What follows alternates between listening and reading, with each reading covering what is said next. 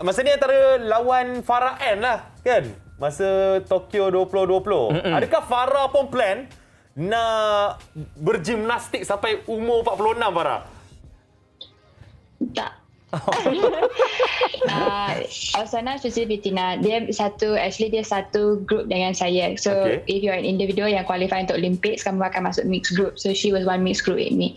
So memangnya dia seorang yang sangat hebat. Saya pernah compete dengan dia semasa Asian Games, World Championships, and dia punya aura itu lain daripada orang lain. Dia punya semangat, and also masa saya training dia pun sangat rapat dengan saya dan jurulatih saya. So kadang-kadang selesai training di sana, dia pun ada bagi nasihat, dia ada bagi semangat. And so sebagai satu pasukan, sebab kita mixed group kan semua individual, kita tiada pasukan sendiri, kita semua macam pasukan each other. So kita bagi semangat kepada mereka semua. So it was sangat exciting, and saya sangat hormat dan bersyukur sebab saya dapat bertanding dengan dia dan belajar daripada experience dia dan pengetahuan yang dia boleh beri dekat saya. Yes, itu orang kata sportsmanship. Betul, semangat tu. Dan Lizia, kalau kita tengok selalunya apabila kita ada kita punya lawan tu adalah daripada negara China, selain daripada mereka yang hebat dari segi perang psikologi juga difahamkan, Lizia ada perang psikologi bersama dengan Cheng Long, dan kita tengok juga Cheng Long ialah pelbagai pergerakan dari segi makan pisangnya juga sampai netizen Malaysia kata, wah, makan pisang setengah pun boleh jadi kuat. Jadi bagaimana agaknya Lizia menghadapi perang psikologi dan juga berhadapan dengan Cheng Long? First, saya rasa ini kali ketiga Cheng Long compete di Olympic. So, saya rasa memang dia experience. Dia tahu macam mana untuk handle pressure semua. Then, walaupun first set, dia kalah saya dengan 21-8, tapi second set, dia tetap sangat patient, tetap tenang. Dia stay with apa yang dia ada, strategi yang dia ada semua. Then, but you boleh tengok once start dari set ketiga, saya pula yang sendiri panik. So boleh nampak dekat sana memang inilah different dengan player yang ada experience dengan player yang tak ada experience lah. Nampak sangat. Ya kan, sebab dia pun pernah menang dengan Datuk Lee Chong Wei masa Sukan Olimpik last 2016 dulu kan. Okey, kita nak sambung dengan pemenang pingat gangsa kita ni, Aaron dan juga Wu Yi. Okey, kita tanya Aaron lah. Aaron, bila menang sesuatu pertandingan, mesti orang akan cakap siapa antara orang paling kuat yang bagi nasihat, yang bagi dorongan, yang support Aaron dan juga Wu Yi. Aaron. Saya rasa memang support banyak dari family, dari parents semua. Saya rasa diorang yang sentiasa support kita, tak kira kita menang atau kita kalah juga. Diorang sentiasa backup kita lah. Ya. Untuk pengetahuan semua, Aaron dah ada anak kan? Ya. Adakah baby anak pun yang bagi semangat paling kuat, Aaron? Dia cakap, go daddy, go! Tengok dia orang tengok dia orang punya muka, so nampak semangat. Betul. Betul. Semua dah smash pun nampak muka anak. Lagi semangat tau. Okey, Wu Yi. Okey. Untuk Paris 2024 nanti, sudah tentunya high expectation untuk Aaron dan juga Wu Yi sebab dah menang gangsa. Nanti bila pergi ke Paris 2024 pula, mesti orang cakap ni boleh ni menang perak atau emas ni. Adakah tekanan untuk Wu Yi dengan Aaron? Saya rasa tekanan memang ada, tapi saya anggap ini Olimpik ini satu permulaan yang baiklah untuk kita, dan kita harap boleh ambil experience ini dan bekerja keras sampai Paris nanti. Yes, kan. Rasanya Wu Yi dengan Aaron akan terus berlatih sama-sama. Tak ada tukar-tukar regu Tak tukar Tak ada. Sebab I rasa diorang ni complete each other. Seorang macam kelakar sikit, Wu Yi dia macam serius sikit. Jadi bila complete each other tu yang hebat tu. Alright. Dan selain itu juga kalau kita tengok kat surai ni, bagaimana pula perancangan? Adakah memang dalam plan sampai ke Paris nanti pun kita akan berikan yang terbaik ataupun tengok pada keadaan semasa? Apa perancangan seterusnya? Kita sebagai atlet kena sentiasa bersedialah. apa yang saya dapat daripada Tokyo ni, orang cakap proses learn and relearn. So kita belajar daripada sini untuk lebih well prepared lah whenever sama ada you are qualified or not. Just make it as a long term goals that you need to achieve. So nanti tak adalah macam kelang kabut kan. Kan? Kita tertanya juga, kalau gimnas kita tahu hantar anak pergi belajar gimnas, main badminton sama juga. Menembak ni saya tertanya-tanya. Takkan daripada kecil let's say hantar menembak? Anak saya minat. Macam mana saya nak tahu anak saya minat menembak? Kalau jumpa daddy dang, adakah itu boleh kita hantar ke belajar menembak ni? Kak Sereni. Bagi dia matang dulu. Bagi besar dulu lah. Macam mana kita nak tahu dia ni ada kehebatan dalam menembak ni? Secara ringkasnya. Bawa dia try dekat mana-mana persatuan menembak state yang terdekat, persatuan menembak Selangor, persatuan menembak Perak ke, Perlis ke, Terengganu ke. Just go and try uji bakat, tengok macam mana, bagi dia tempoh untuk menguasai sukan tu. Kalau dia rasa dia okey, dia ada kesabaran, dia ada disiplin, insyaAllah mungkin itu sukan dia lah. Okey, faham. Okey, Farah. Kita tahu Farah dah join macam-macam kejohanan, macam-macam tournament, kan? Tapi orang kata Olimpik dengan tournament lain ni beza. Orang yang tak pergi macam kita orang ni tak tahu apa bezanya. Apa dia punya temasya lain dengan tournament Olimpik ni? Kan Olimpik dengan dunia lebih kurang. Dia punya prestige tu. Ialah sebab Olimpik ialah kejohanan yang terbesar di dunia. So macam kalau kita pergi Asia, kita lawan dengan orang Asia, Commonwealth, SEA Games. So dia punya prestige sebagai Olympian adalah satu tahap sebagai setiap atlet kita sentiasa nak cuba dan untuk layak ke sukan Olimpik. Dan masa kamu pergi Olimpik, obviously Olimpik ni berbeza dengan Olimpik yang lain. Tapi saya tak pernah pergi Olimpik lain, so saya pun tak boleh nak compare. Ini besar kan? Tapi walaupun dia berbeza dengan tanpa penonton, tanpa kita punya keluarga yang sentiasa sokong kita, semasa kita keluar ke arena tu, kita boleh rasa yang kita lakukan ini untuk negara dan kita nak buat terbaik, dan kita tahu yang ini adalah impian setiap atlet yang especially yang sudah senior and yang ingin mewakili negara mereka. Ini adalah tahap tertinggi yang mereka boleh pergi. So memang feeling tu, you sebagai atlet saja yang boleh rasa feeling tu semasa kamu, especially the moment ni lah apabila kamu walk in ke arena yang kamu akan compete. Feeling tu sangat berbeza sebab kamu rasa finally kita capai apa yang kita telah bertahun-tahun. Sebab nak pergi Olimpik ni bukan 4 tahun, dia 10, 20 years. Dari awal. Bukan lagi awal, dia bukan the 4 year cycle. Dia adalah apabila kamu start serius dalam you punya sukan, itu adalah you punya goal. So for me it took 15 years to get to this Olympics. Maknanya dia proses long term, it's not short term proses. Wah. Okay, Lizzie Jia. Yes. Kita tahu perlawanan pertama kumpulan dengan perlawanan kedua, orang kata Lizzie Jia macam panas badan dia, macam praktis dia main perlawanan pertama masa lawan dengan pemain Ukraine tu. 25 minit je dah settle Lizzie Jia. Memang saya pun agak terkejut sebab sebelum saya lawan dia pun, dia satu opener yang memang tough untuk saya.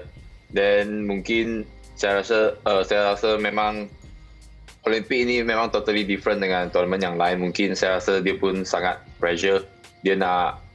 Mungkin dia prepare sangat baik, nak perform sangat. Mungkin dia pressure juga, dan so tak boleh perform lah. Bila terlampau pressure, saya rasa itulah menyebabkan kadang-kadang yang boleh menang akan kalah. Seperti memang tu yang kita dapat lihat. Jadi Aaron, kalau dilihat bergu ataupun bila berpasangan ni, momentum kesamaan ataupun dia punya relationship tu, chemistry tu kena sentiasa berada dalam keadaan yang baik. Jadi bagaimana bila awak dah menjadi idola kepada semua pemain-pemain badminton junior ni, susah tak? Maksudnya ada kebarangkalian ke kadang-kadang bergaduh sesama bergu? Kita nak tahu juga. Sebab kalau kita tengok selalu nampak bergu okey je. Mana tahu pernah jentik telinga ke? Sebenarnya pernah merajuk ke? I tak nak text you 1 bulan lah. You apa smash kepala I lah, contohnya. Kan? Jadi ada tak gaduh-gaduh? Saya rasa macam gaduh tu memang ada lah, tapi bukan lawan punya gaduh lah. Macam saya rasa ni semua pairing pun akan jalan punya, akan lepas ni progress lah. Sebab memang ada masa yang memang ada masa yang up and down. Lepas tu bila down punya time memang banyak gaduh. Tapi itu kita punya macam target tu memang nak menang baru gaduh, bukan nak lawan gaduh tu. Menang baru gaduh tu. Menang baru gaduh. Wui, kadang-kadang bila dalam bergu kan, mesti ada kalau dua-dua bagus, okey boleh menang. Yes. Tapi kadang-kadang ada yang satu bagus, saya nampak ada satu jadi orang kata kalau kat Malaysia ni lubuk lah. Asyik kena smash kat dia je. Wui, bagaimana Wui? Kadang-kadang bila ada seorang bagus tapi seorang tu energi dia tak sampai. Macam mana nak maintain tu? Ya, saya rasa ini memang sangat normal dalam setiap player dan mesti ada satu orang yang mungkin hari ini tak begitu baik dan saya rasa apa yang penting ialah mungkin tu komunikasi lah sebab kita akan berkomunikasi apa yang mungkin ni saya beritahu Aaron mungkin dia akan cover lebih banyak dan itu yang akan buat tu pairing makin serasi lah. Yelah, kita kena a give and take. Betul. Bila ada pasangan ni kan. Ya macam kita lah bersiaran dulu. Kalau tak berhati baru gaduh lepas tu. Lepas dah habis baru bergaduh. Jadi banyak benda nak gaduh ni. Okay. Alright, so kita ada satu lagi soalan untuk Kak Suryani. Yes. Bila dah habis, dah tamat dah Sukan Olimpik Tokyo 2020, dah balik ke Malaysia, macam mana Kak Suryani rasa dengan pencapaian dan juga prestasi Kak Suryani di pentas Tokyo 2020? Okey, untuk pada ketika itu, di Tokyo, saya berpuas hati dengan apa yang saya mampu lakukan untuk negara dengan tempoh 5 minggu tu. Saya cuba yang terbaik pada ketika itu dan waktu itu saya berpuas hati. Tapi sebagai jiwa seorang atlet, kita takkan pernah berpuas hati dengan apa yang kita dah achieve hari ini supaya kita akan cuba buat yang lebih baik lagi untuk capai yang lebih tinggi lagi lah apa yang kita nak. Sentiasa rasa nak improve kan? Betul. Yes. Tak pernah give up lah. Farhan, saya kan bila kita tengok dalam sesebuah pertandingan, kalau dia telah pun didominasi oleh sesebuah negara, kadang-kadang buat kita down tau. Contohnya negara China lah. Maksudnya bila kita pergi pertandingan tu, kalau dia ada, dia nombor 1 ataupun nombor 2, kita dah tahu dah dia mesti menang. Sebab dia nombor 1 dunia.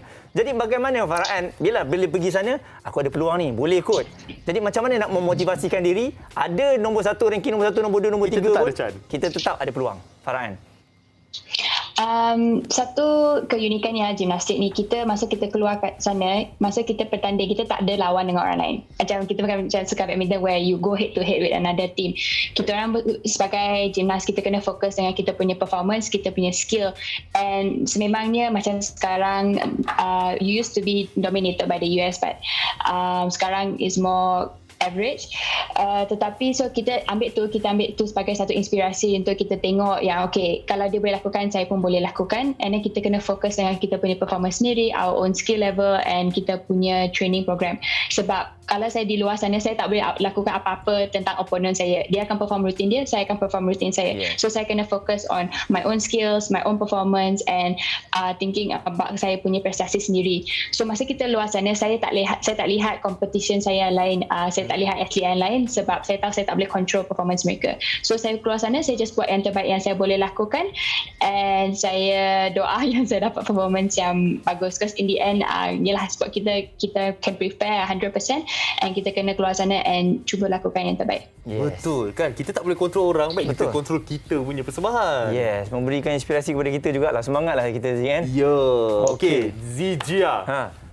Untuk Paris 2024, lebih kurang 3 tahun lagi kita akan sampai ke satu lagi Olimpik dan sudah tentunya untuk perseorangan lelaki negara kita tetap akan mengharapkan Lee Zijia untuk bawa nama Malaysia ke pentas Olimpik nanti. So apa rasanya persiapan dan juga perancangan sebelum sampai ke Paris 2024 Zijia?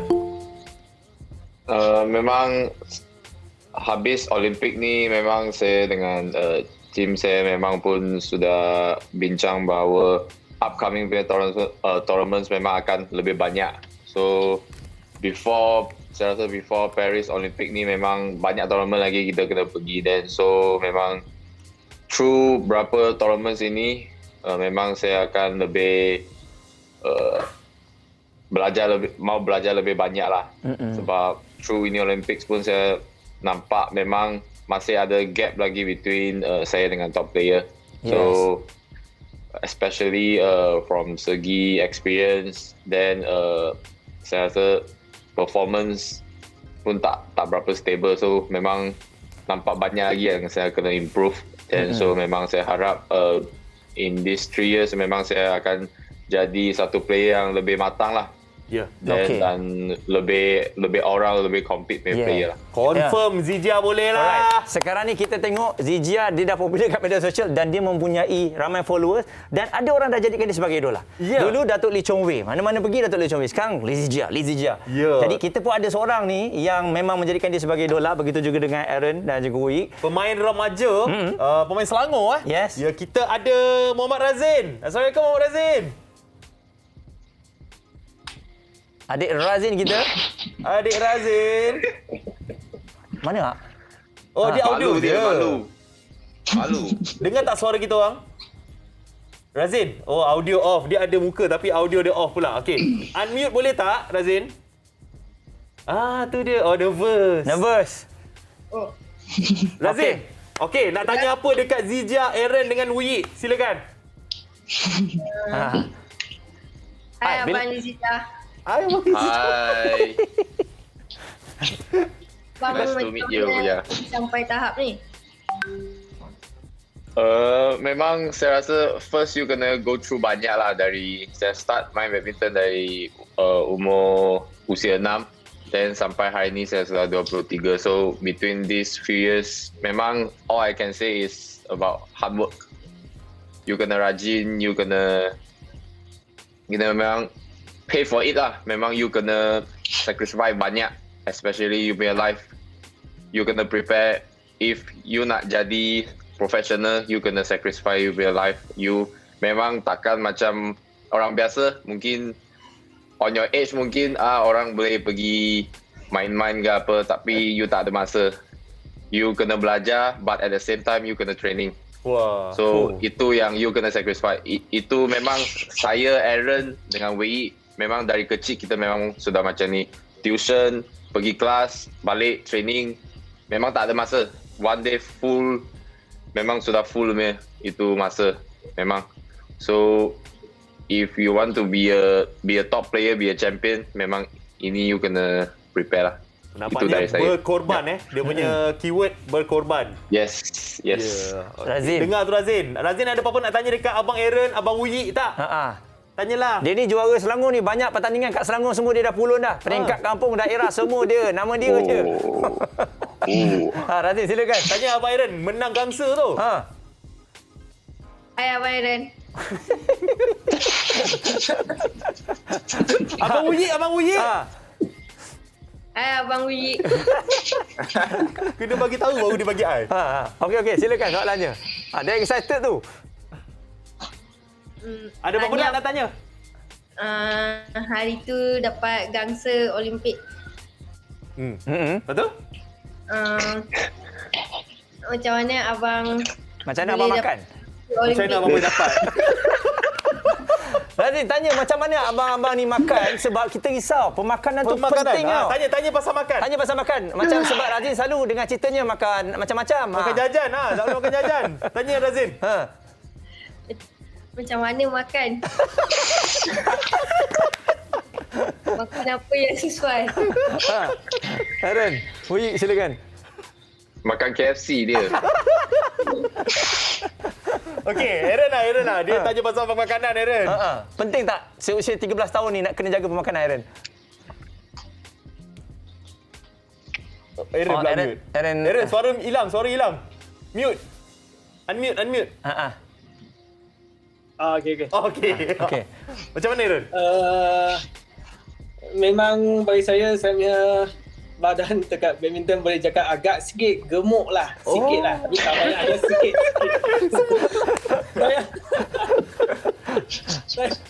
Saya ada bukan sendiri yang dari ISN punya nutritionist, macam sentiasa ada jaga saya punya berat badan semua, ada jaga makanan saya. Tapi kadang saya pun tak dengar lah. Tapi kebanyakan pun dengar lah. Jujur Kadang saya tak dengar. Aduh Razin. Kadang-kadang Razin. Kena dengar lah. Kena dengar. Okey, macam Wuyi, apa ni, Razin tanya tadi pasal pemakanan. Mungkin benda tu kena balancekan juga dengan workout, dengan exercise, dengan practice. Macam mana Wuyi? Saya rasa memang kena balance sebab kena jagalah makanan apa yang you makan lah. Sebab kita sebagai atlet, kita tak tahu apa yang kita makan dan mungkin kena kena doping ke. Kita kena berhati-hati lah. So makan apa yang ubat-ubat ke, kena tanya nutritionist dan kena berhati-hati sebagai atlet. Okey, baik. Alright. Thank you Razin. Razin dah dapat Dah dapat cakap dengan idola-idola semua. Happy tak? Happy? Okey Razin, thank you. Kita nak ucapkan terima kasih dan tahniah kepada semua atlet-atlet negara kita. Kita ada Farah Ann, Kak Suryani, Lizija, Aaron Chia dan juga So Wuyi. Tahniah di atas pencapaian kalian dekat Olimpik Tokyo 2020. Kita orang semua bangga. Yes. Rakyat Malaysia semua bangga dengan korang semua. Alright, selamat berkuarantin. Sikit lagi nak habis. Selepas ni akan dapat berjumpa dengan keluarga tersayang. Kita jumpa lagi. Jaga diri baik-baik. Malaysia boleh. Assalamualaikum. Bye-bye. Bye. Bye. Happy bila kita tengok atlet-atlet